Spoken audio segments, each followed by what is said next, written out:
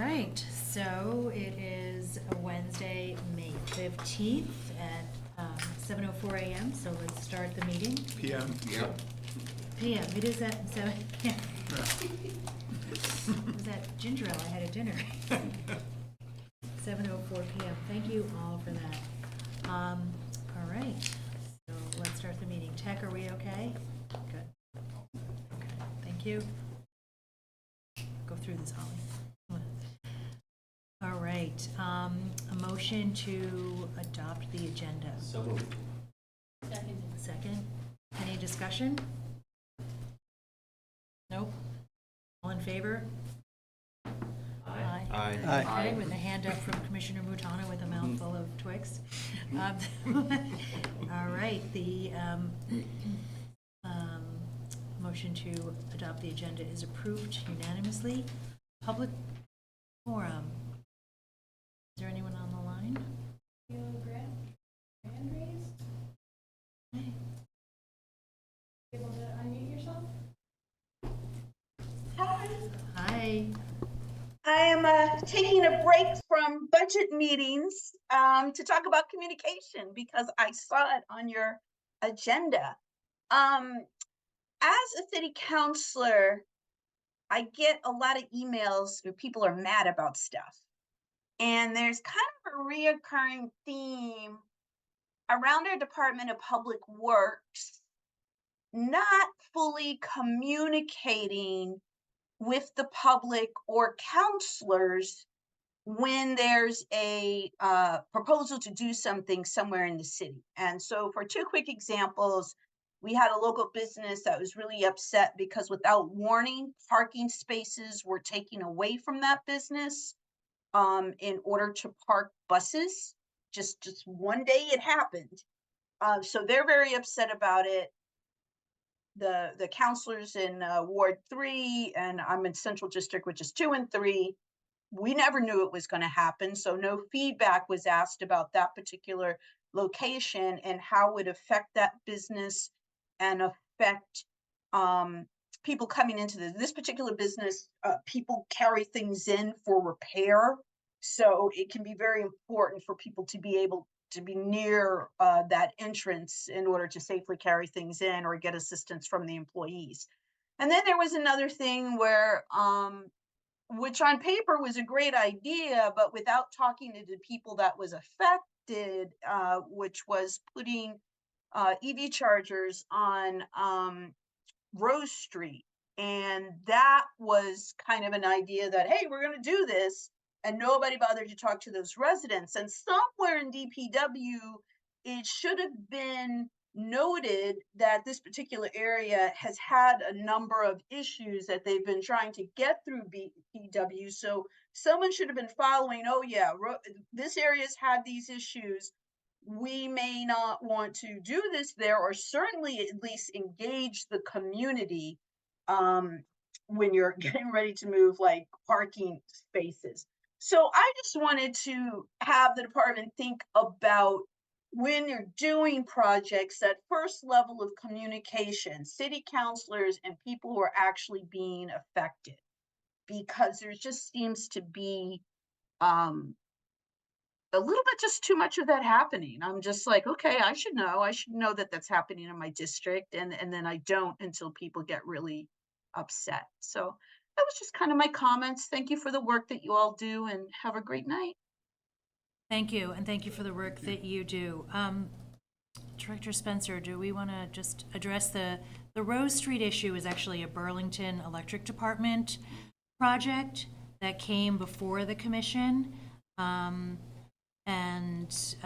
We actually did not approve that. That site went out for revision because of their outreach plan didn't meet the standards that Public Works has. But I'm not sure if you want to add anything to that. Yeah, I'd be happy to talk under Director's Communications about this more fully and follow up with Councilor Grant. Communication is key. We have our public engagement plan that guides what we do, and I will certainly say we're not perfect, and there are a myriad of projects on our plates right now, and we're trying to keep up best we can, but I'm happy to follow up on these two specific items Yes, to answer your question, that the EV charger project was a lead of BED with DPW assisting on the technical end. So, yeah, happy to talk more as needed. And Thank you. a point of clarification on the other item, is that the bus parking due to the Main Street work? Well, I don't know because Yeah. no one said anything about it until the parking spaces were removed and the buses just started parking there. So I actually I don't know. I know it's related to the GMT needing to have buses in a place where drivers can get to and from the bathroom within 15 minutes. And as some emails have been going back, DMT was just kind of like, well, if we don't have to operate a public bathroom, then we don't need that space. And I was like, that's not really an answer that we're looking for, right? Because drivers need to have access to the bathrooms. But like a lot of other places downtown, they've had a number of issues in their public bathrooms. So I hope to get more into that with them. I'm assuming it was out of frustration with some of the things that are going downtown public safety wise, as opposed to denying drivers access to bathrooms. But there are buses that are being parked in an area that had not been used for buses before, and there was just no conversation about it. But that's a good question. I will ask that to say, Thank you, Councilor are these Grant. buses? Yeah, sorry, that was it. Yeah, this was a separate bus parking change than the one I had thought that it came to the commission before. But Okay. thank you. Thank you. Thank you, Councilor Grant. Thank you. Next person is. Great. Hi, Hello, welcome. thank you. So I've had a number of neighbors submit C-click fixes in support of this comment. I guess I would say, sorry, my computer was telling me that I was done. It was giving me the hook. So my neighbors and I, like over the years, we submit C-click fixes regularly, and you guys are really on top of it. And we appreciate that immensely. At the beginning of North Cove Road, DPW put a little pile of road fill so that we can fill potholes when we don't want to have to bother you, because we respect the work you're doing and appreciate all the work that you do all over the city, and we don't want to monopolize resources. However, that said, I think that we as a neighborhood don't reach out to DPW as often as we should for that exact reason. And the fact of the matter is our road condition has been really deteriorated for a long time. And when your crew comes in, like just about a month ago, they came in, they spent the whole day, they had a couple guys, they brought in a whole truckload of fill, a big giant piece of equipment. And within a week, the road was back to the condition that it had been in. And so, I'm no expert. I don't know if this is an issue of the right equipment, the right tools, the right training, the right materials, or the right expertise. It might be one of those things. It might be multiple of those things. It might be something else entirely. But my proposal for you is to develop a multi-year plan for maintaining the dirt roads of Burlington. I know of 4, maybe there are more. Because I think like really what needs to happen is like every 5 years, the city rents a grader and does all 4 of the roads all at once with the right equipment, right? Or it could also be that there's not enough fill being applied to the road. I did a little bit of Googling and found that dirt roads to be maintained require like an inch to be added every year, because then it gets compacted down and washed away, whatever. So I just wanted to put that forward to you guys that we would like to reach out to you more often than we do, but out of respect, we don't. And there are a lot of elderly folks living on these dirt roads with arthritis and, any number of issues that make potholes hard. And, we all, our suspension suffers as a result. So thank you for your time, and I appreciate it. Great. Thank you very much, Mr. Schuman. Anyone else on the line for a public comment? Nope. one's in here. Okay, we'll go ahead and close public comment.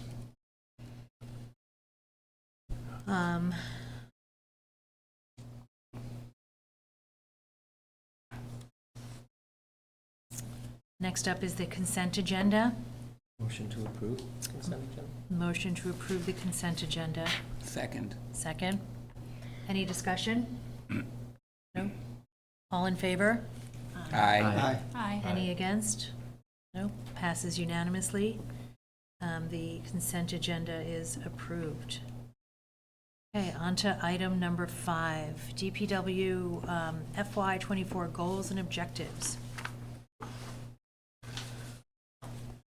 All right. Let's see. Thank you for, it was good that we had time on this agenda. I appreciated the brief discussion we had last month on the goals and objectives, and it sounded like there was interest in the commissioners having more time to discuss.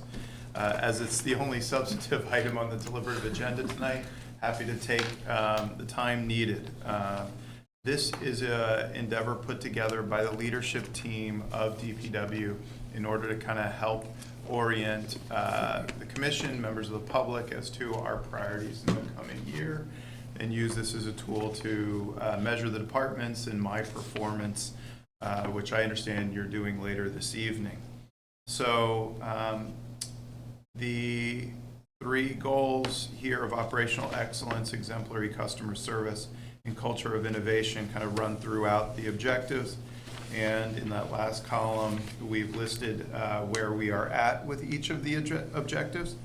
I'm really pleased on many of the fronts that we've brought things to successful conclusion, including engineering standards, which I think I mentioned last month, have been on the list for 8 years.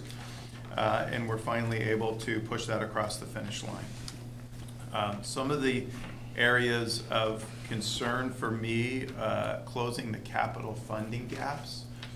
We are now in a situation with the high school borrowing where the city is largely maxed out on its ability to borrow additional funds, and our operating budget does not have space for capital reinvestment.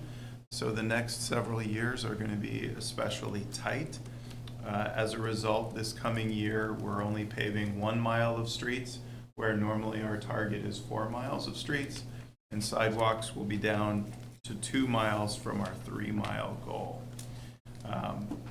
There are also big funding needs upcoming for wastewater and water that will be engaging the commission in the coming months.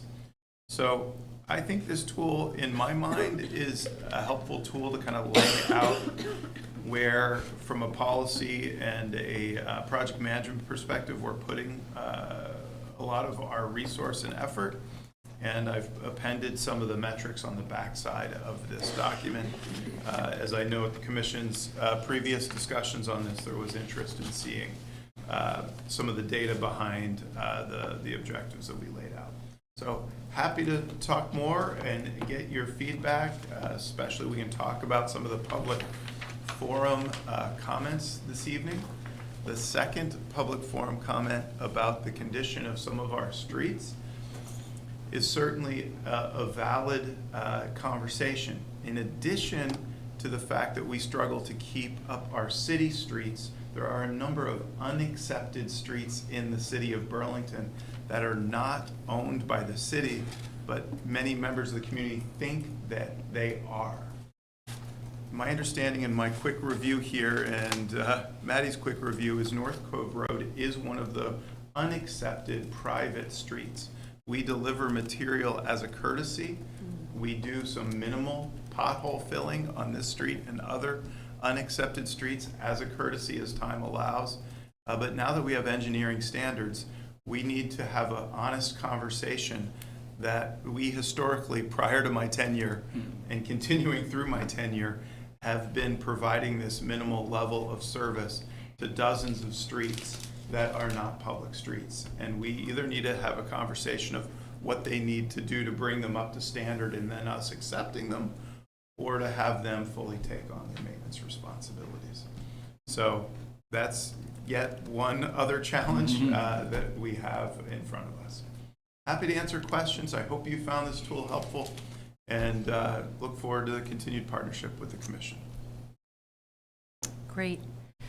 I think we can probably just popcorn. I'll start, and it doesn't mean that I'll be finished when I finish. Because where's the gavel? Use your water bottle. Right.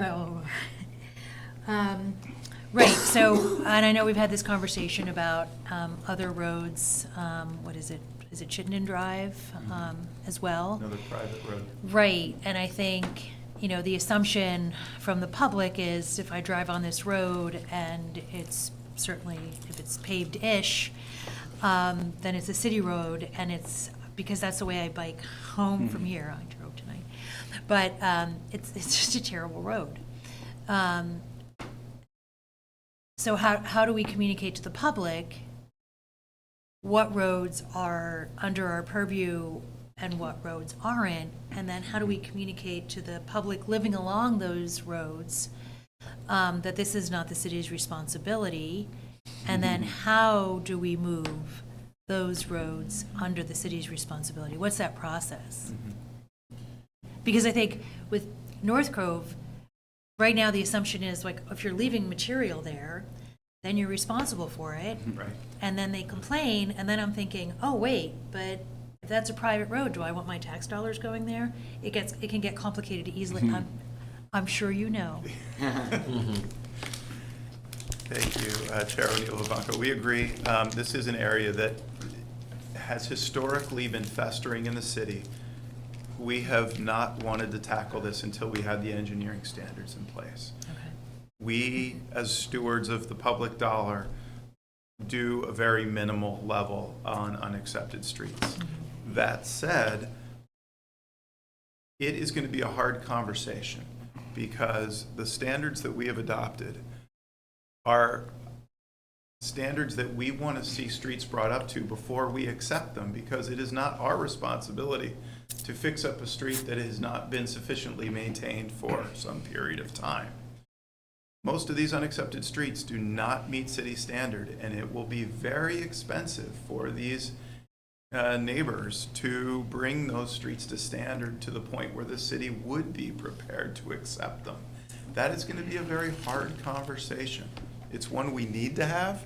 It's one that, frankly, the taxpayers deserve to have, because, as you point out, Chair, that ultimately the street and sidewalk capital dollars and the operating dollars of the city are to support public rights of way and not private rights of way.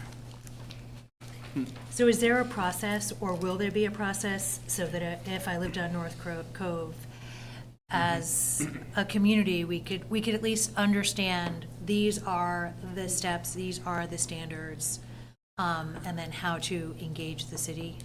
Yes, and we've laid those out as the requests have come in individually. But now that we have the engineering standards, we need to do it more globally, lay it out. Basically is doing an assessment of all the infrastructure on the street, sharing the standards with the neighbors, discussing that they need to get an engineering assessment of how to bring up their assets to standard. Once they believe and their engineer believes it's brought up to standard, then they can petition to the city. It's reviewed by the city engineer. The city engineer reviews the report from the neighbor's engineer and then makes a recommendation to the city council. The city council either accepts to receive the street or denies it, either because it doesn't fully meet standard or for some other decision the city's not prepared to accept it. So that process can certainly be laid out. It is a multi-step process. The town of Colchester did go through this, I want to say 10 years ago, with a coordinated response the same way that we're proposing to do so. Okay. Now, what about the utilities? If there are utilities underneath that street, does that fall under the city's purview, say water, for example? Is that private if it's under the street, or is it? Normally, it is private. If the city has acquired an easement to put public infrastructure under property that is not city property, then there will be documentation in the land records that there is a public asset on a piece of private property. Okay, But normally with these streets, the private streets are basically treated as either laterals or service lines to the people who live along those Okay. streets, okay, which is yet another difficult conversation to have because that increases the lift to bring the street up to standard. okay. Great. Anyone else want to go into the, I just had one thing, just sort of in the similar, I guess similar vein around just looking overall at the document. I think most of the divisions are pretty well represented, but I think there was only one item from maintenance. So I was curious if you could speak to that. I know some of the other maintenance related stuff is tied into other aspects of it, but if you could just a little elaborate on that. Yes, I appreciate that. Maintenance division is comprised of 3 activities: recycling, fleet maintenance, and street maintenance. The one here for maintenance is around electrifying the fleet, which is a very important strategy. Part and parcel of that, combined with close the capital funding gaps, is that the city does not have a sustainable funding source for replacing its fleet outside of enterprise and special revenue funds. So water, BED, parking and traffic have access to funding that can help replace fleet. But right now, the general fund does not have money for fire trucks, it does not have money for plow trucks. We are in a very compromised position in this budget where we're stretching just to pay the lease payments on things we've purchased previously, but do not plan to buy any new piece of equipment this year for our 300-piece fleet. That is another kind of area that so to your point, Chris, while it may not be listed here as maintenance per se, on the close the capital funding gaps, that's a major vulnerability for the city that needs to be addressed. And the words fleet are under the close the capital funding gaps, but there are major issues there. And then recycling, we're finally fully staffed. We haven't had recycling pay its fair share. The tax that's raised hasn't covered the full program. We're proposing this year to have the tax cover the full program.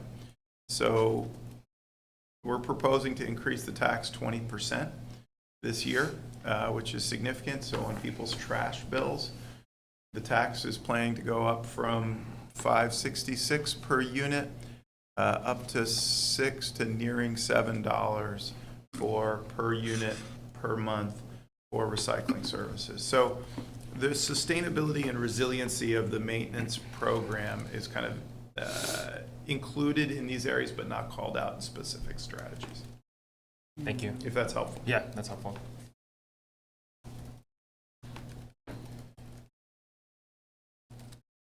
I invite the commissioners to sort of jump in if you're feeling a topic speaks to you. Otherwise, I can just keep going down my list.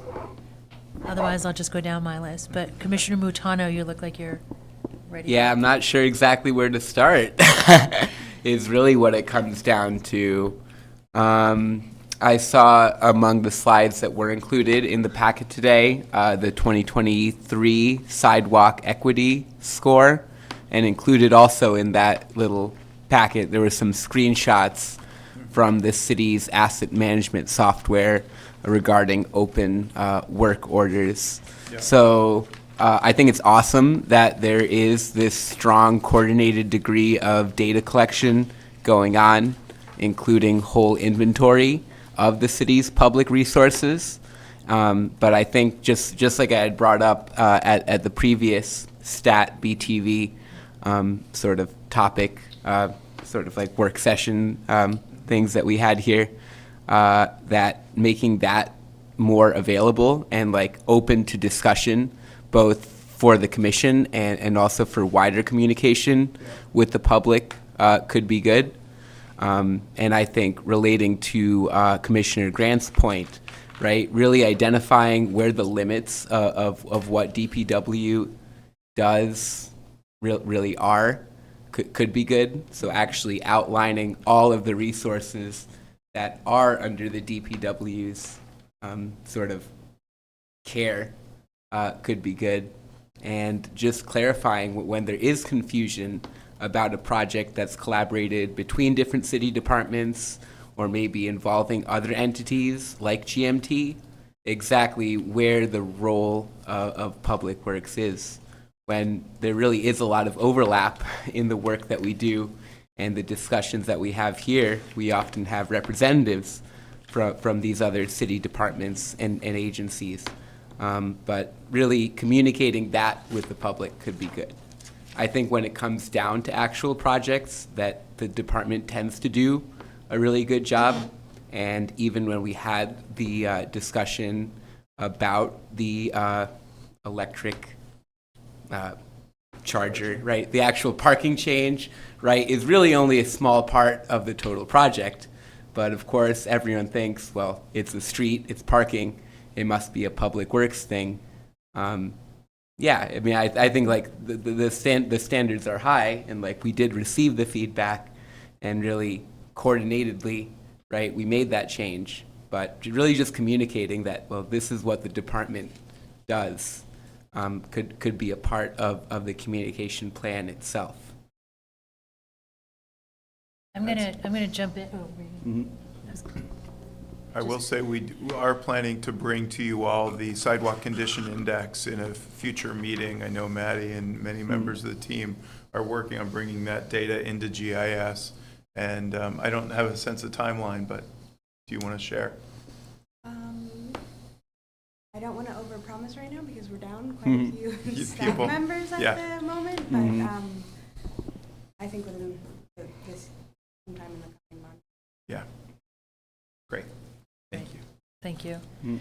I mean, I think to Commissioner Mutano's point, and I've mentioned this on other projects, like, you know, we hire contractors to do the street swiping, and every time I go to North Avenue by the police department, I'm like, this, if you, you know what I'm Every talking day. about. The striping from last summer, Yeah. the center line is way too far over. I did bring it up when they did it. Yeah, to Commission. the east. But even though it was a contractor, it looks like it's Public Works. So, you know, and I Yeah. think It's our doing, responsibility to oversee that. right, and even with the GMT and the reallocating the parking and public right-of-way for the buses to park there, and this piece with BED, we can say it 16 times a Saturday, as I say to my kids regularly. They won't listen. But, but where is that information so that we do have we do have information on our website, or, you know, what do we put out that's not over? We don't want to put so much out that then people don't listen. But where can they find that information?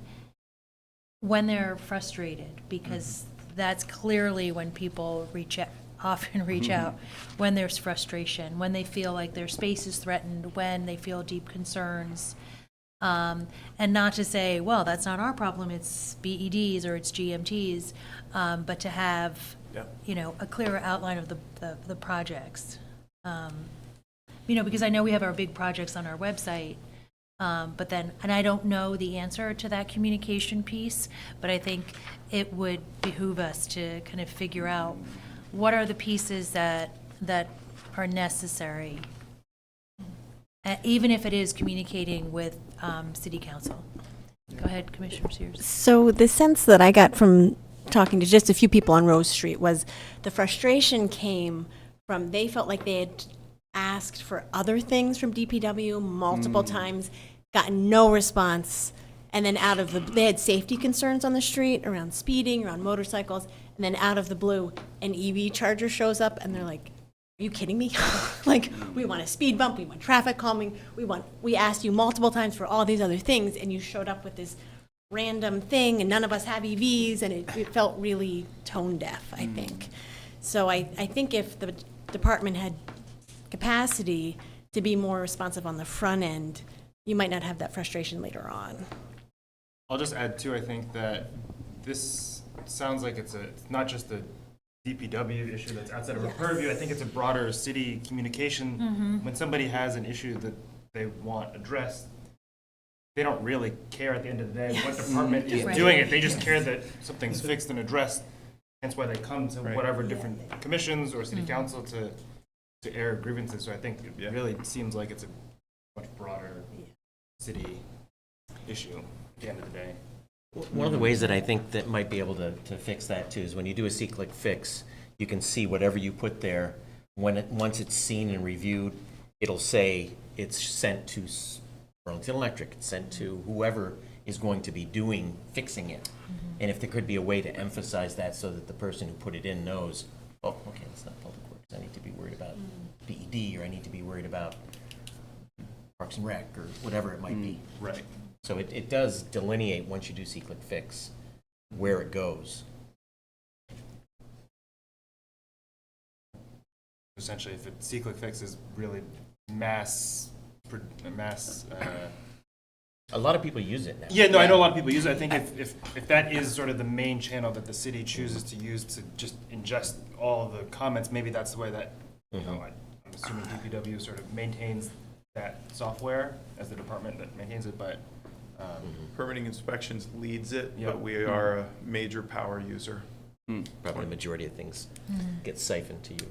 Yes. But even if you, because I don't like using C-click fix, I have some issues, but if I emailed the customer service and they responded promptly, and that's a BED issue, and I was like, oh. So I definitely appreciated that, and I think that's a good point, where the user knows that this is going to be triaged, so that now my outrage can be channeled. Usually it's us, but sometimes it's others. BED. I'm still waiting for the light to be fixed.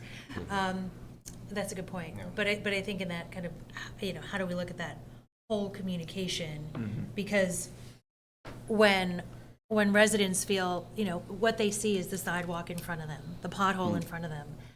They don't necessarily care 4 blocks over because they're not on that street. So their world becomes very small. And to Commissioner Sears' comment about, wow, our community, our neighborhood hadn't been heard on all these issues. And then there's a charger which just feels tone deaf and not responsive to kind of the on the ground needs, regardless of whether it was BED or.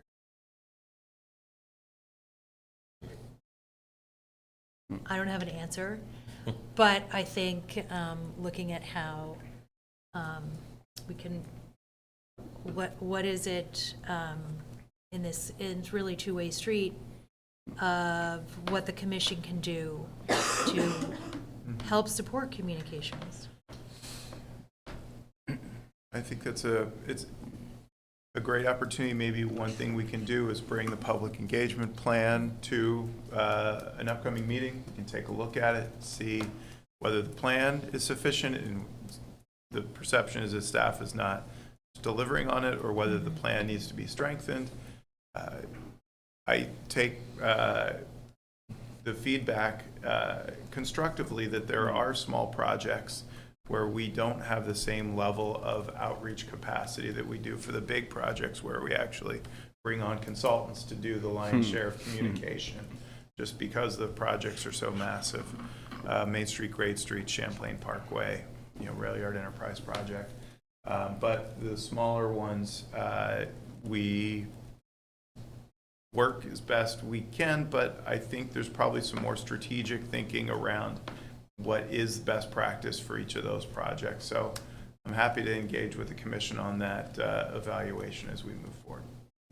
Okay, great. Yeah, I would definitely support that idea as well. And I think like the communication on individual projects themselves is outstanding. But I guess what I was really aiming for was communication more about like the scope of the department. If there could be a monthly digest, both describing the status of the major projects, that would describe the actual effect on the traffic pattern in the coming month, as well as describing where there are these smaller scale changes. So even for every consent agenda item that we have, say adjusting some parking space, right? Like even something that small, there is a strategic communication that goes out to that neighborhood, and there is that solicitation for feedback. And oftentimes there might be one or two or really no responses, but it's not like that communication isn't going on. So maybe it's that we're missing cases where people feel like there should be a change made.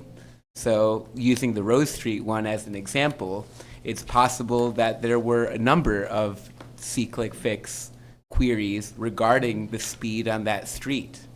But if the actual department or sort of entity that's actually analyzing that data really isn't going in and saying, where is there an abundance, right? Like, how do we deploy our limited resources to make changes with regards to traffic calming or whatever, it just isn't going to really make that change. So maybe another thing there is communication about how individual neighborhoods can make proposals to affect change when it comes to that kind of thing. We've talked about Chase Street a good little bit, and I used to live down there. And I think those kinds of small changes definitely do have an impact. But if we're not empowering individual neighborhoods to propose those solutions and really affect that change for them, it becomes difficult. So I understand, given limited funding and sort of the vast scope of the different projects that the department has going on, if that's difficult, but I think working with individual community groups and really being a partner with citizens living in the city to make these changes could definitely change the impression that, you know, our city has about the department, because we are doing a lot of awesome stuff. And I think just helping everyone else, right, help us out is really where the key comes in for communication. If I could add, because you mentioned Chase Street, I'm very fortunate that I live in a neighborhood where people have come together and we've gone out and actually done studies, whether it's an AARP study or we've gotten information and how to do these studies or case studies and evaluations for pedestrians, for bike walk audits. And it's a lot of work. Well, it's not so much work, it's labor. It's not so much the work and labor. It's many of these other communities don't have that kind of people that are willing to jump in and get 5 or 6 people together. And that's where the challenge is, I think, because like I said, I started off with saying I'm just very fortunate that there's a handful of people in my neighborhood that are very energetic and organized and ready to do this stuff. And if we could export what we do to other neighborhoods, I think that some of them would probably be willing to do that. Certainly. I guess the thing is, maybe for a lot of people, it feels like there's no clear avenue for that solution, right? There are no examples of that actually working. And if all you're feeling towards the city, right, as an entity, as a corporation, is this, they're not listening, they don't care about me, that it's maybe on the city, right, as the entity to make the changes where that feels like a viable option for people, a viable outlet for their time. Which it is, right? Like that's really the only way that change is going to come. It's everyone getting involved in being a part of this. I don't know if I'm getting into the weeds as a term that I use here, but I'm sure that I could coerce some of my friends into going to different NPAs and maybe giving a 15-minute snippet of here's how we did this, because we have accomplished a lot in our neighborhood. I think that would be awesome. They're not here, and I'm volunteering, and they're probably going to watch this later and say, we're voting you out of the club. But. All right. Jim, I wonder if, to that point, by far the most common thing people ask me about when they find out I'm on this commission is traffic calming. How do we get traffic calming on my street? How do I get it on my street? And I guess I wonder why it's such a scarce resource and why the process is so opaque. And I wonder if that traffic calming can't just be the default instead of something you have to really, really work hard for and have a super organized, tight-knit community. We did it on our street. It took about 5 years. And it was like a part-time job for my husband. He's not the average person. You know, I just wonder if it could be more of a, I don't want to call it the bare minimum, but just like the standard is that residential streets have traffic calming on them rather than this like scramble, scarce resource that everybody's kind of after. Right. This is a fascinating and important conversation. Yes, traffic calming. We did overhaul the program 2 years ago to make it less citizen-driven and more data-driven. I fully acknowledge that we don't have much money. So this year, it's East Avenue on the list, which is the top one. It has a speed condition of, I think, 33 miles an hour in a 25-mile-an-hour area. The data we're looking for Rose Street, the data was 24 miles an hour in a 25-mile-an-hour area. So we need to figure out how we're prioritizing. That said, the message that I hear from you, Justine, that I really like is how do we do more tactical improvements that are lower cost, that are easy to bring to folks. Moving curb is expensive, putting in speed cushions is expensive, but I have asked our new planner, can we do more tactical traffic calming? Can we install seasonally rubberized speed cushions into a neighborhood that we take out every November? Can we show people that we're doing something even if we don't have the $50,000 to move curb? And if that's something that the commission would be interested in exploring more, then that gives me the support to go back to staff and say, we need to do more tactical work, not just the big capital projects. East Avenue is going to be $350,000 to $400,000. So that eats up a lot of the money in the room. It's a major street. It's got an 8-mile-an-hour speed problem, but that doesn't mean we shouldn't trying to be figuring out how to do stuff on the smaller, quieter streets. If I could add real quick too, one of the things that we used in Chase Street is we had a block party where we, let's say, opened the street to pedestrians and bikes and closed it to vehicles. And we had food and everything, and we actually had, was it Dayton that was here? Yeah, he came and actually had a table, and we talked about stuff, and everybody visited, and they saw what are options for us to use here, how this might work. And then when it finally came down to a steering committee of our neighborhood, we determined based on cost that we couldn't do the bump outs, couldn't do the expensive hardscape, but we could do a chicane. So we did that, and better line painting and things like that. So I think that once the neighbors get a chance, if they could organize to have a block party and have a member from DPW there, it really made, everybody felt all of a sudden, wow, they're listening to me now. They're here. But it sounds like the limit is the number of streets that can actually be calmed, right? Yeah. Not I don't think we're lacking people who want their streets calmed. I think we're lacking the resources to If they're do the it. capital resources of a major curb moving project, but if we're alternating parking on a street to create a chicane, or we are putting in a seasonal speed cushion, those are things that I believe with not a lot of money, we could be doing to 10 streets a year.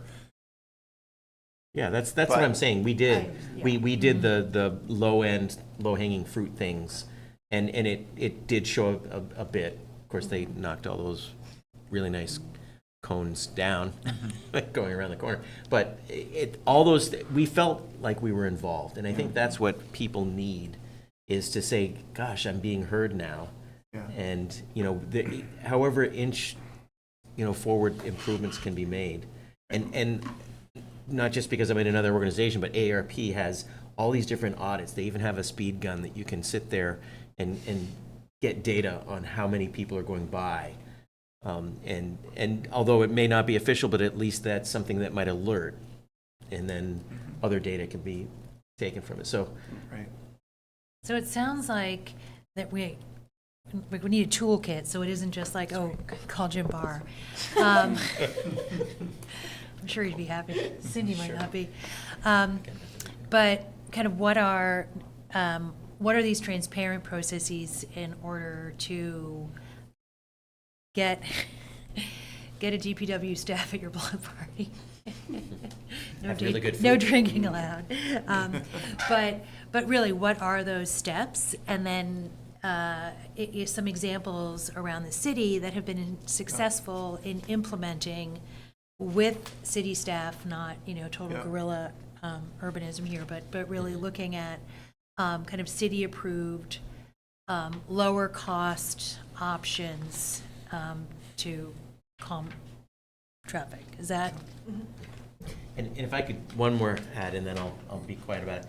So we also applied as an organization, Old East End, for grants, and we got the money to put in one of the speed reader signs, and it also can collect data. And although there's not the need for the data on the DPW side yet, we still have that piece that we can look at. So those are the things that there's grants out there, whether they're AARP grants or federal grants or state grants. Again, maybe it's something that I could get a team going around to the different MPAs to just say, here's how we did it.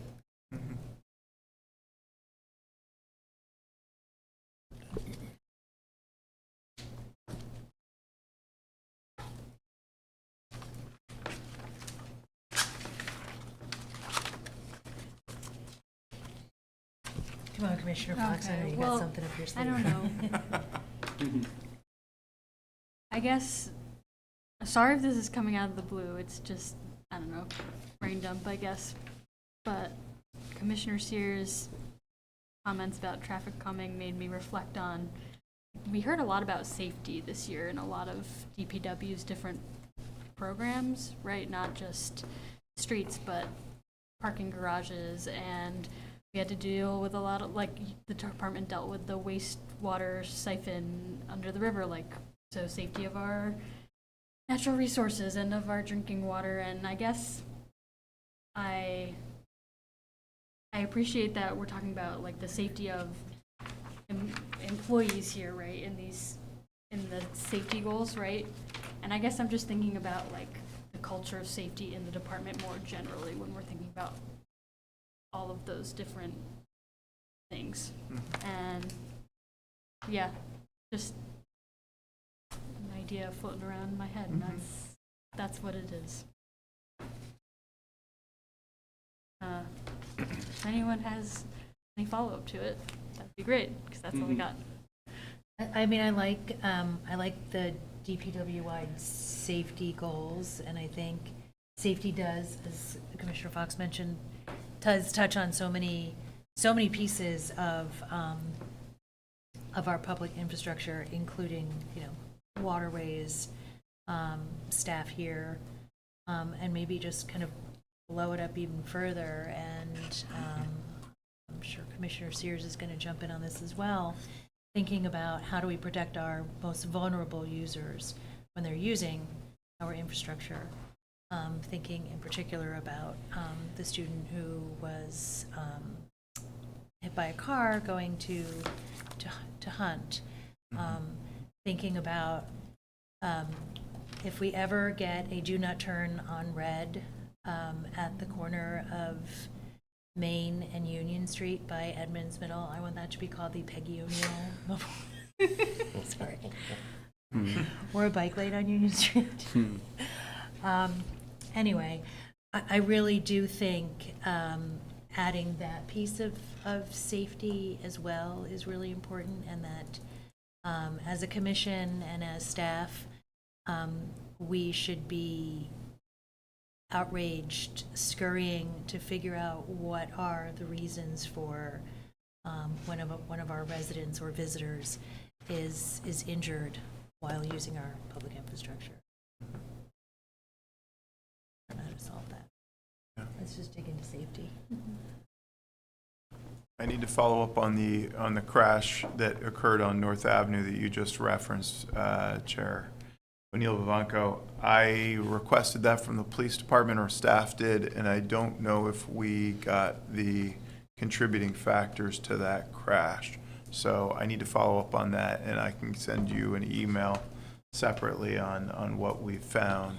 But yes, each crash is an opportunity to understand where our infrastructure may and likely has a role to play in correcting behavior and increasing safety.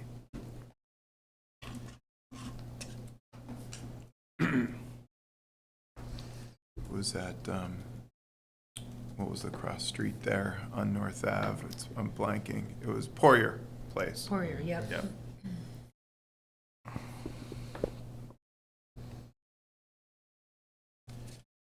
Poirier, yeah.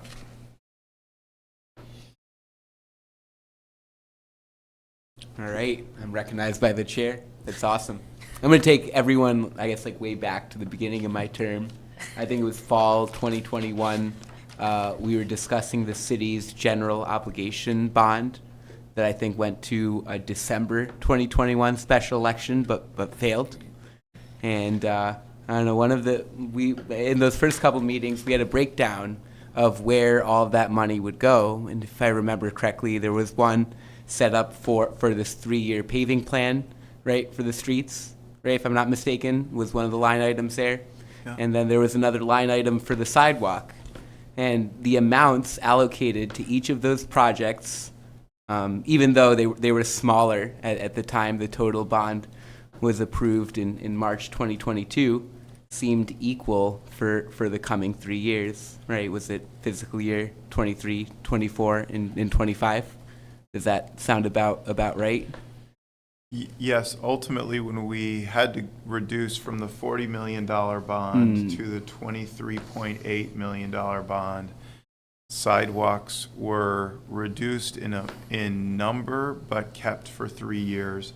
Paving was reduced in number and reduced to 2 years. Got it. So paving is fallen off this coming year. Okay. But sidewalks is still on. Got it, right. This So is that the would last. explain the decrease down to 1 mile versus the 3 miles Yeah. that were discussed Good there. memory, though. Okay. I was just wondering about that, That right? is impressive, That's Commissioner really Sotelo. Wait, but I guess the point I was trying to get Younger than there us. was just like the consistency, like when there is money allocated to these certain capital projects, Yeah. that they really are being seen to completion. And maybe going back to the communication piece, Right. especially as the city is probably, I'm not sure exactly what the the plan is really going forward. Right. That when there is this approval, that like we share with the residents, right, the taxpayers, with everyone, exactly where this is going, and that's why I think like including that in like the yearly digest that goes out, right, at the March town meeting day thing, actually really showing where these projects are, because like there's a lot of sources of funding, and this is a real complex operation that the department is undertaking all the time. Right. So really just like, I don't know, making that clear, right? So I don't know, when someone really does feel that something wasn't done properly, at least they have the information, Right. to really see where, exactly where it really came from. Yeah. It's a great point. The outgoing mayor did do some kind of summary of what we've achieved and what we spent consistent with the bond, but we haven't fully completed the bond spend, and we did, as a capital committee internal to the city, review what we've spent to date, and we are on track to meet the commitments we told the public about. And to your point, we should be more open about where we are with that spend, so people can follow along. It's a complex system. I Yeah. don't think there's an easy answer when it comes to Yeah. all of that, but at least we as a commission, right, are being briefed Yeah. pretty regularly. So at least having continuity on that end. So Right. between that and then also like the the construction coordination plan for the south end. When there are unforeseen changes, at least updating Yeah. regularly, like to this group here, so we could disseminate that information better. It's pretty difficult, right, for a member of the public to keep up with what's happening every month, and at least having like one constant source where you could see these projects evolve over time, I think could be probably the biggest improvement when it comes to communication and the relationship between the department and the public altogether.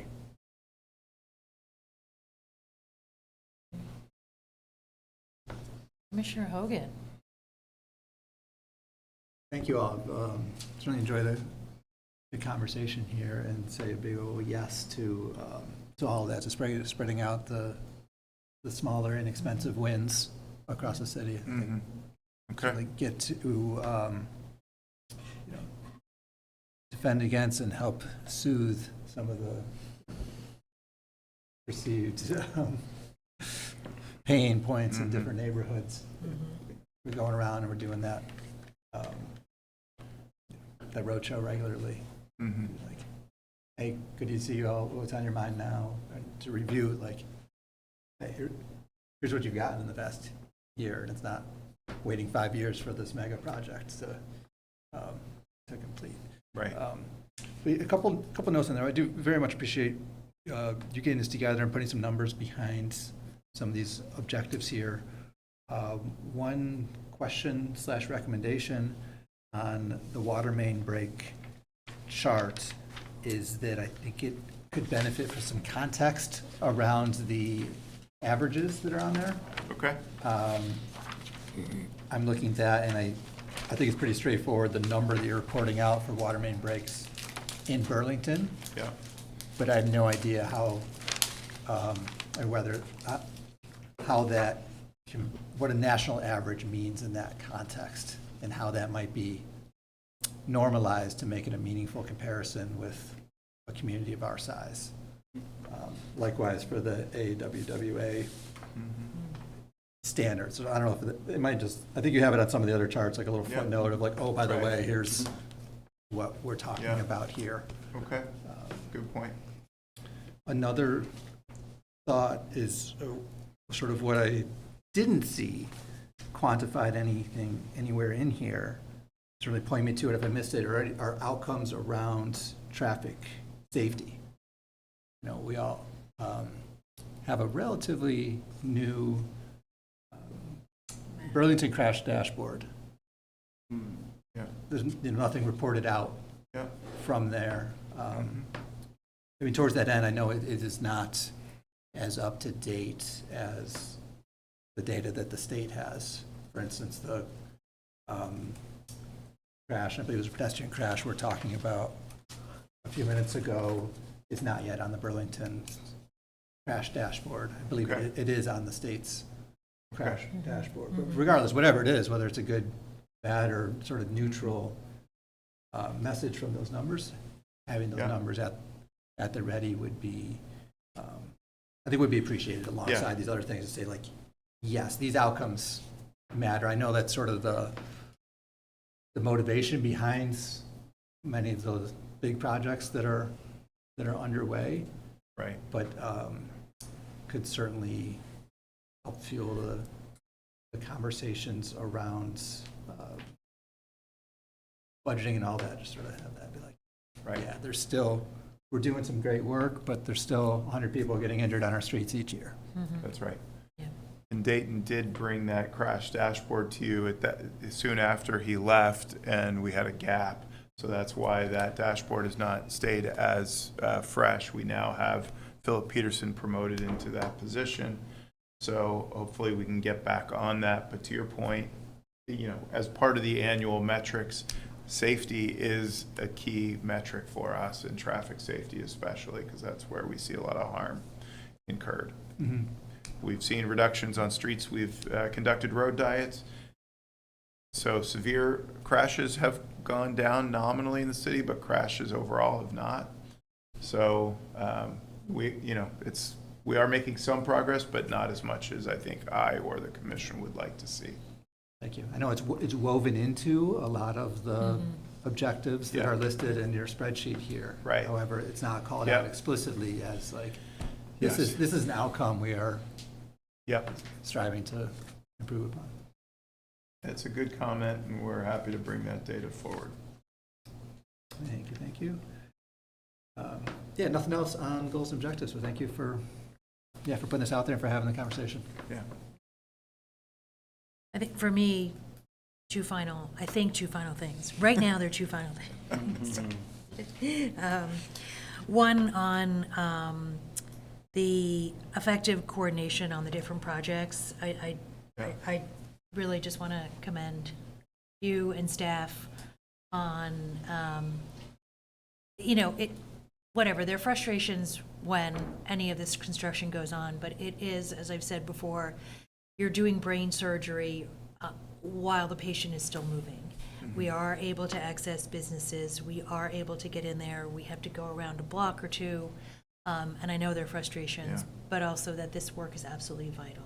So I appreciate the communication that I get in my email about what's going on Main Street, and that the signage is really clear on the detours. So kudos to you and staff on that. I'm sure you get some annoying emails from folks. Par for the course on It's the business part of the job. frustration. Yep. And I think the kind of the big elephant in the room is the capital funding gap. How to, we have the capital fund. We've also talked in maybe last meeting about we want all these other infrastructure projects, around bike ped safety, et cetera. But we need the funding to maintain any permanent infrastructure. We also need funding, staff, we also need the funding to implement even some of this low-hanging fruit. That's not quite capital, is that operating? Help us understand kind of where you see the department going, what things are gonna look like in the next year as far as maintenance for what we have, what's going to be put in great streets, and how do we find the funds to kind of maintain and can move forward? Right. Love that question. We struggle both on the operations side and on the capital side. On the operations side, we'll be bringing forward a budget for FY25. You heard the city has had a $13 million gap. Part of that gap was closed on freezing 22 positions in the city. One of our planners was one of those positions. So we're going to go from having 2 planners to having 1. So that's traffic calming. That's a lot of the low-cost tactical work. And then there's the maintenance of that. We have we currently have 19 street maintenance workers. We're proposing in this budget to transfer 3 of them over to water resources to do generally work that they were doing in street maintenance, but water needs more focus on the stormwater and wastewater collection systems. If we have blockages in the wastewater system, it can result in wastewater reaching Lake Champlain, et cetera. And so part out of financial benefit and part out of organizational efficiency, we're going to take 3 street maintenance workers, take them to water. So now we'll only have 16. Be a little bit narrowed of a scope, but as I said last time, we need more people to maintain our existing infrastructure, much less our new stuff. So we're dealing with a landscape with 1 fewer planner, 3 fewer street maintenance workers. And then, so looking forward, on the capital side, I think we're going to need to be innovative. Because of the high school, we probably can't bond for 2 or 3 more years. So we're going to have to write grants. We're going to have to rely on our enterprise funds like water and wastewater to do the investment for the coming years, because the general fund's going to be so constrained. And then on the side of operations and maintenance for the general fund, I may be saying things out of turn, but I think the city is trying to do more than it has resources to do. And we need to do fewer things better than more things less well. And this department is not that big given the breadth of the mandate. And I think we're struggling to keep up with that breadth. And so that's a hard conversation to have, because now we're talking about either eliminating or substantially reducing service levels in particular areas. But unless there's additional appetite for additional taxes or other ways of substantially raising funds, there's always efficiencies, and we're doing an operational efficiency study that's likely going to recommend either merging some departments or dropping some services, and I think that's going to help, because I think we need to be open to that conversation. I don't like the fact that we don't have capacity to maintain protected bikeways. As we talked last month, we installed Union Street. We can't maintain it. Doesn't make me happy. Doesn't make you happy. But at the end of the day, I got to make sure that the wastewater's flowing in the right place. I got to make sure that the potholes are filled, and we just don't have the capacity. And when someone's out on recycling because they're on vacation, I need to take a street maintenance worker to collect recycling. So, you know, we're continually kind of eating away at our base maintenance support to meet these other fires in the city. When there's a homeless encampment that needs to be broken down, Friday we're going to break down a homeless encampment. Who am I taking? I'm taking street maintenance workers. So, you know, this new era, we never thought we'd be in the business of managing encampments, but now we're taking a lot of FTEs to manage encampments. Is that a hypothetical about Friday, or No, actually, truly this Friday? Yeah. This is a small one on Friday, but we've had ones down kind of by the old landfill and Barge Canal where we've had heavy equipment. This one is a small one on Friday, but it takes time. Right. So it's kind of a downer message. I'm sorry. I tried to start on an upper. You did. I did. So So grants are a is- potential source. I think tactical stuff, I think we need to move there. And we need to look at doing fewer things so that we can do the remaining things better. I agree. Thanks. So it sounds like you're dancing around the idea of strategic disinvestment. Of some of our services that may not be assets, they may be services. So, but that's hopefully the operational efficiency study is supposed to be out in the next couple of months. So that would be a great time to bring that study to the commission and say, here's what the city's consultants are saying as it relates to DPW. And you can either say you agree and want to amplify it, which would be helpful, or if you disagree, then let's have a conversation about how we move differently. But I think what the city has said is that there's not enough time for the FY25 budget to implement those recommendations, given just the timing of when the study's going to come out. But as I understand it, the mayor is going to strategically use some one-time money to close the gap this year for 25, with the hope that we have 10 or 11 months after this report comes out to really do some deep thinking and deep work around strategic reorganization for FY26. I've mentioned this before, and I know it's probably small, and it's probably my pet peeve, one of my many. But I live on a cul-de-sac, and there are 5 heavy-duty trucks. Gaither's, Myers, Duffy's, Casella, and Recycling that come on my tiny Overlake Park throughout the week. Yeah. Those heavy-duty trucks have an impact on our streets. They have an impact on air quality, on pollution, because they're going 5 miles an hour and they're getting 3 miles per gallon or whatever. And we multiply that by our, it's only 134 miles of sidewalk. I don't know how many miles of road. Yeah. But those are also impacts, and I know we've had this discussion before about looking at combined service Yeah. or, streamlining some service. I hope that whatever this strategic disinvestment conversation is, or looking at streamlining, that we dig into every bit of sacred cow and try to find the efficiencies that really impact all bits of our public infrastructure. I'm hopeful that the operational efficiency study deals with collection of solid waste. I'm expecting it to. Staff has certainly talked about that, given the feedback we've heard from you and others, Chair. So I think that gets me even more excited to bring the study when it comes to the commission, because frankly, your bully pulpit and your engagement abilities can help us work through some of these tough nuts. Not gonna be easy conversations, but they're important conversations. Right, we have limited resources as a city, and I think this is a good time to have a conversation before we get into utter crisis mode. All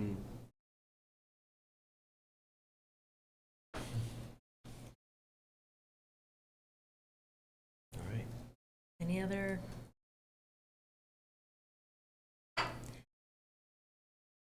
I always like to end on a happy note. Yeah. Is it that we're gonna get home soon?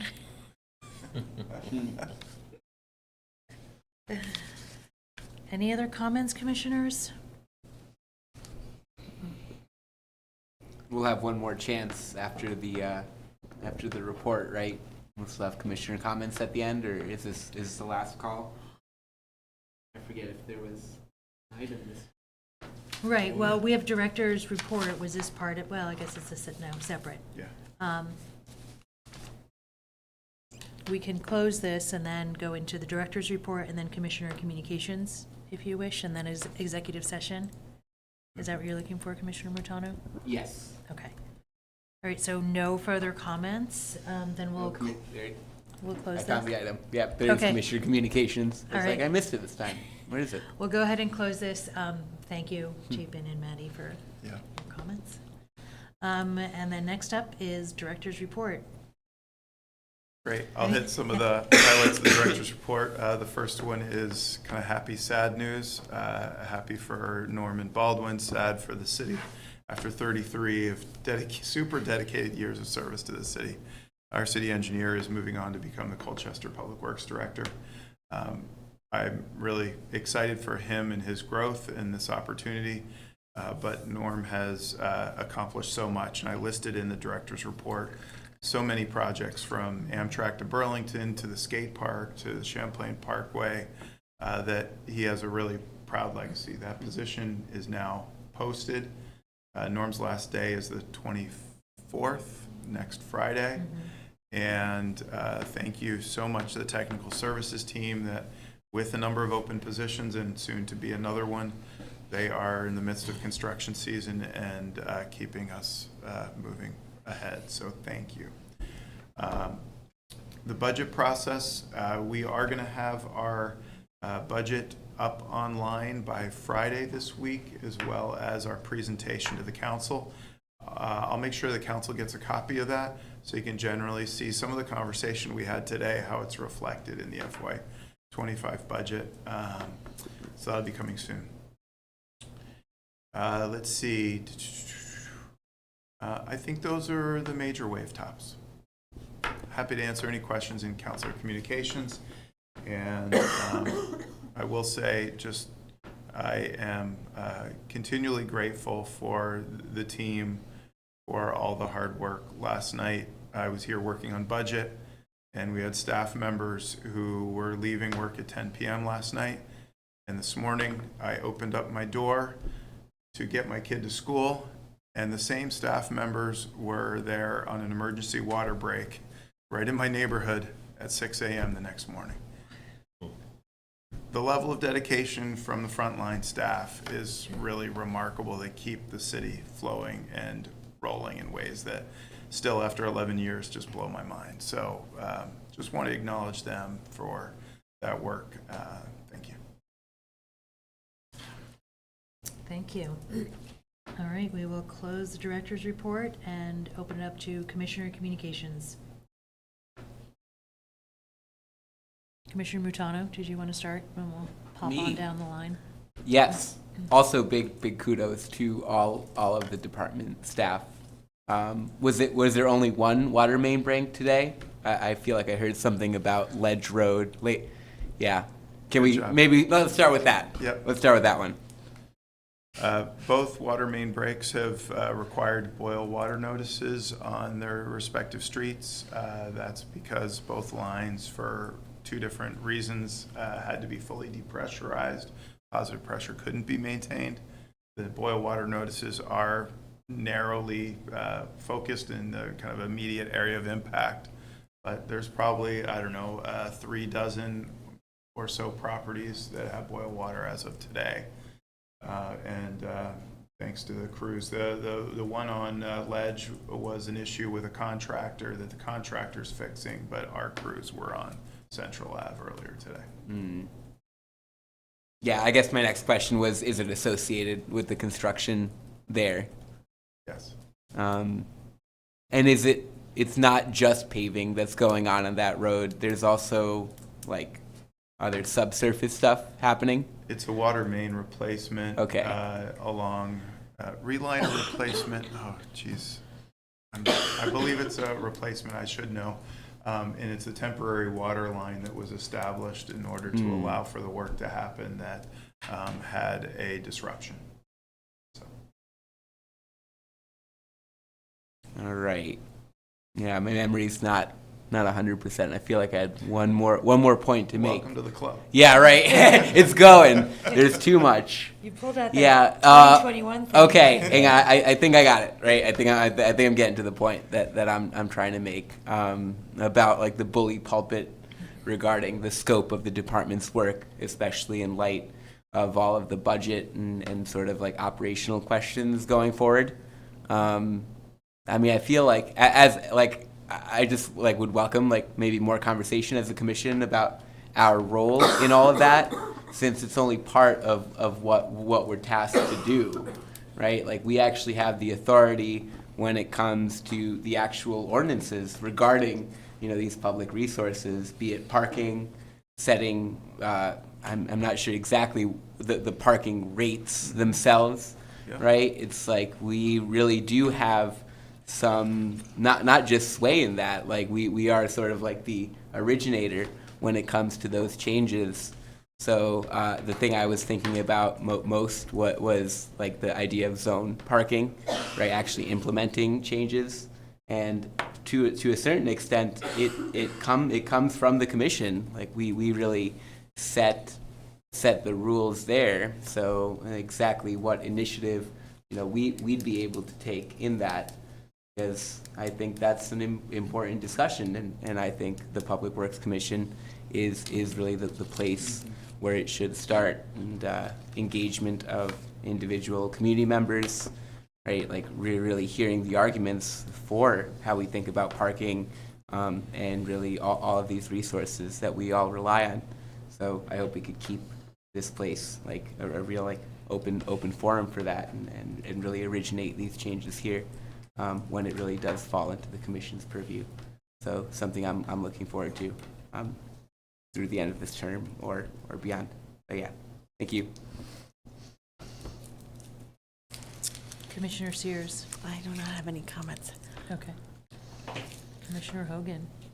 There's just a question on the job, the hiring freeze. There's 13 public works positions currently listed. Are we able to hire for most of those? You said, but one planner position dropped Yes. off? Though we need to get explicit approval. Everything that's listed has gone through the approval process at the administration to post. So we have generally been successful. We have a couple positions that we need to get permission to post. Once they're posted, then the administration's making a commitment to hire, as long as we get a qualified applicant. Mm-hmm. So at this point, the only position that I'm aware of that has been placed on freeze is the planner position. Gotcha. Okay. In that, there is a position listed for Division Director of Technical Services. Is that like the part of Norm's role that you're That's correct. trying to fill? Yeah. We're trying to move quickly for that position, given the number of vacancies in the team. And yes, that job that closes this Sunday night, and we're planning on interviews next week. Great. Yeah. Nothing else here. Thank you. Yeah. I just wanted to echo Commissioner Montano's last comment sort of about what we as a commission sort of should maybe be focusing on to really ensure that there's proper staffing to then do the projects that we as a commission and that the community, I think, is asking for. And then my only other comment was around, I was just reflecting after clean sweep and just walking to get coffee the next morning, and how, you know, cars hadn't returned yet to their on-street parking, and just the sort of imagination of what it could be like in the future. So I just wanted to share that thought, that it was a nice morning to just witness that and see folks biking, you know, freely without sort of a lot of conflict, and so it was just a nice reminder. The streets look so pretty too. So clean. Without cars on. I was in Copenhagen last month, and the bike infrastructure, it's amazing. Yeah, I think my only comment is kind of back to this communication, and I don't have like a kind of a well fleshed out response. I mean, Commissioner Mutano was talking about a digest, and I see in Front Porch Forum, city councilors give, you know, an update, and I'm not suggesting this, but maybe I'm thinking through it of, you know, how do we have like a synopsis of, you know, of the meeting? What did we decide on, so that it's just an easy cut and paste across our wards, or it goes across all wards, from the commission. Again, I don't know the mechanics of it, and I don't know who would write it, but maybe something like that. And I know not everyone's on Front Porch Forum, but as just a possibility, and be able to kind of think with staff, you know, what are some ways to communicate out to residents about, you know, as also Commissioner Hogan said, what are the easy wins? How do folks know, like, wow, this was great and this is what we did, as well as any kind of modifications in some of the bigger construction plans. Yeah. That's it for me. A lot of great comments. I just want to reminisce as well and think back to former Commissioner Overby had almost like a continuity document, several pages. I was thinking about that. And in it, it had what our responsibilities as commission is, what Public Works does, so that we could go to different meetings. And that transitions into my next comment about the NPAs. It could dovetail with us, or some sort of a summary of these meetings be put into our separate Front Porch forums. But I used to try to go to all the MPAs, of my MPA, I should say, the Ward 1 MPA where I live. And if they gave me a chance to speak, I would usually give a synopsis of what we did here. But I don't know that each of us comes from, I don't think we're divided by NPAs any longer. Or if it ever was, maybe I just always thought it was. But if we could each take responsibility for that and maybe go to an NPA once a quarter to give an update, that would help Public Works, because the people that go to the NPAs are usually the ones that are most interested, I'll say it that way, most interested in what's going on and what they don't know about. Right. So that's really it. But I'll finish on a great note that there was construction in my area on several streets, and I think it went off without a hitch. I mean, obviously there was some increased traffic, but I think it got done as quickly as possible, and so appreciative of the work that you folks do. I have two quick things. The chair's idea, well, I don't know who brought up the idea of like a digest of these meetings, but with Zoom and Teams and everything now, AI is pretty useful, like the meeting companion. I don't know if that's allowed with like city rules, but they come up with a like, the AI comes up with a pretty concise meeting synopsis.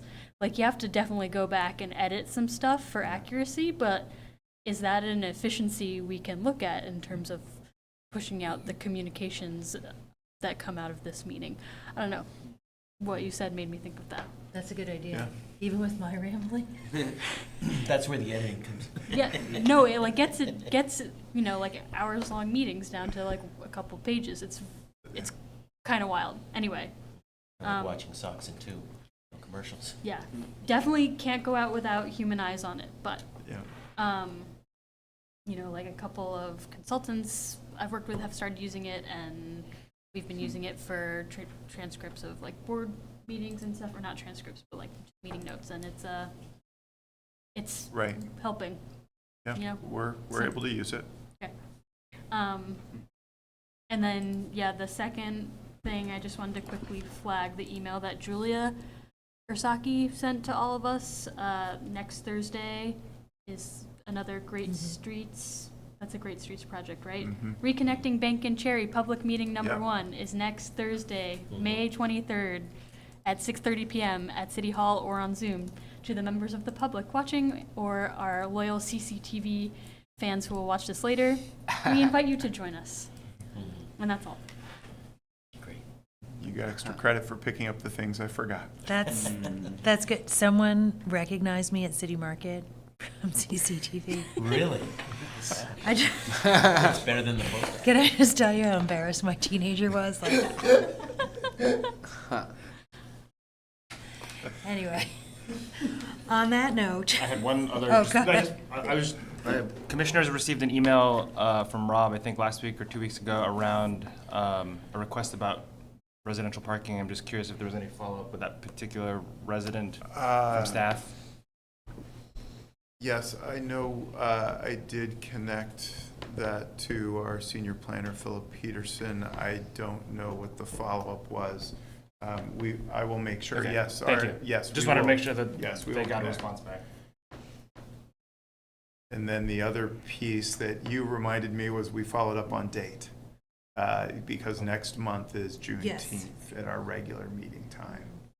So staff was thinking the meeting after, or the week after the 19th, which would be the 26th, would be our preference. But wanted to check in with the commissioners as to whether the 26th would work for you all. Yes. Looks good. June 26th. I'm not available. Don't let that stop you all.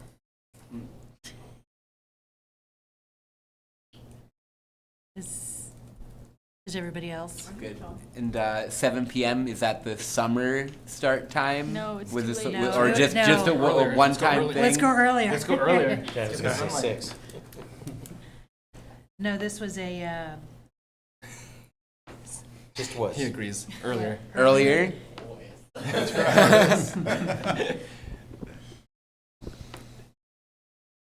that sounds. So are we I saying think we that- want to try 6? Can you do 6? Are we- yeah. It's up to the commission.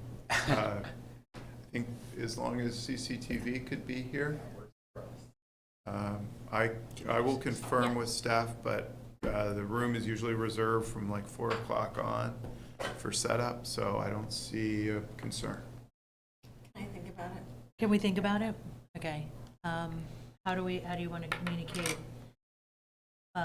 Yeah, I think if you all can communicate to us what your preference is, and we'll double check with staff.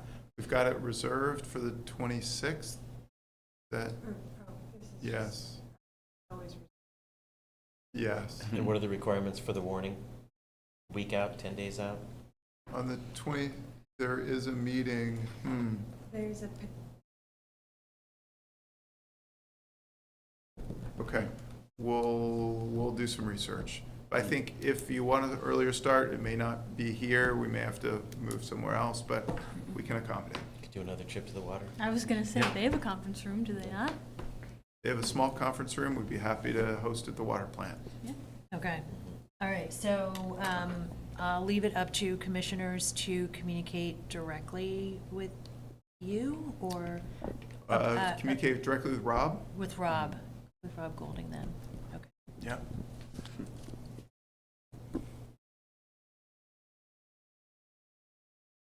So if it Okay. doesn't look like 6 o'clock works, then we can still go with.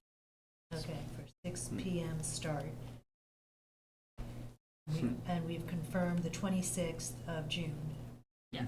Place to be determined. place to be determined. Yep. Okey dokey. Okay.